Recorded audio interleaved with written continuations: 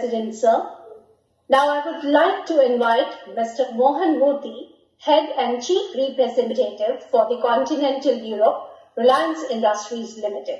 Before I invite Sir for his address, let me take all of you to his quick bio profile. Mr. Mohan MURTI is Head and Chief Representative, Europe of Reliance Industries Limited, among India's largest private sector company, a Fortune Global 100 company. He has over 40 years of experience in promoting global business strategy, developing long-term relationships with vendors, and creating mutually beneficial partnerships between Europe and India. Mr. Mohan has a bachelor's degree in law and science and master's diploma in international relations and personal management. He is a fellow of French Government Agency for Commercial, Technical and Industrial Cooperation, Paris, France. Mr. Mohan serves on the Executive Committee of the United Nations Defeat NCD Partnership. Mr. Mohan is a prolific writer. His authored book, Walking the Indian Way, A Privilege to Eternity, is one of its best. By hobby, he's a pilot and also enjoys music and art. Ladies and gentlemen, let us hear more from Mr. MURTI. Over to you, sir. Thank you very much for that introduction. May I firstly thank Dr. Ashok Chavan and Professor Gurinder Singh, the Vice Chancellor, for this invitation. I am delighted and honored to be here in your presence and to share my experiences on the topic that I was given. I am given 10 minutes and I hope I can do justice to this topic which is probably a mouthful.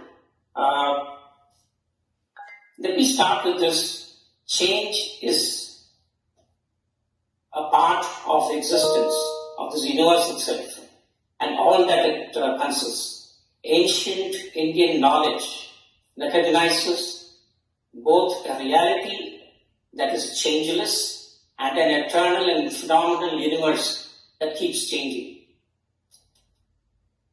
Change is the only certain thing in the modern world. Every order must and will change with the times and the needs.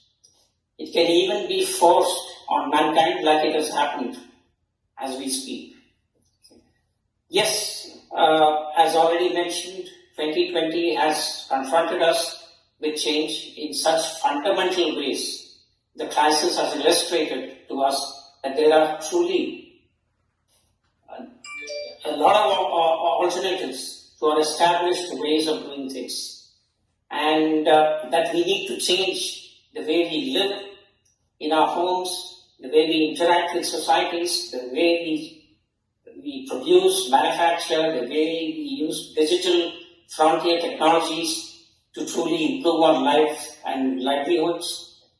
And 2020 has also illustrated so dramatically, especially for countries like India and other developing countries, that we need to focus a lot on healthcare to avoid jeopardizing all the progress that we can make, that we have the potential to make.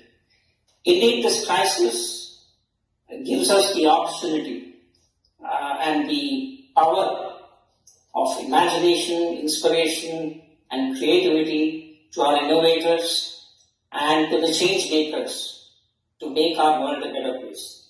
Charles Darwin, I'm reminded from a quote, he said, survival will not be of the fittest, but will be for the ones who are able to quickly adapt to change. Well, the reality is that we have all experienced a huge amount of change in our lifetimes, and we have been very good at adapting because as humans we have evolved to be adaptable and to embrace change. But since the dawn of evolution, it is not that reality of change that hurts us, but it is the pace of change happening around us, the speed of change, almost like a tsunami, that really hurts us. Naturally, we are humans, we have emotions, and Very often our emotions get the better of us when confronted with dramatic, transformational changes around us. We humans go through an emotional roller coaster, if I can call it, when confronted with radical transformation. The first thing is a sense of denial that it's not happening to us. Eventually, though, reality sinks in and a lot of fear and anxiety takes over. Sometimes it takes years, and unfortunately, sometimes people and complete organizations get stuck somewhere in the middle of a deep depression, unable to cope with the changes around them. Well, I see in Europe, where I live and work, many people around me who are going through this emotional roller coaster. In fact, Europe, Germany especially, has declared a lockdown for the last 1 year, over a little less than a year. And I'm told that officially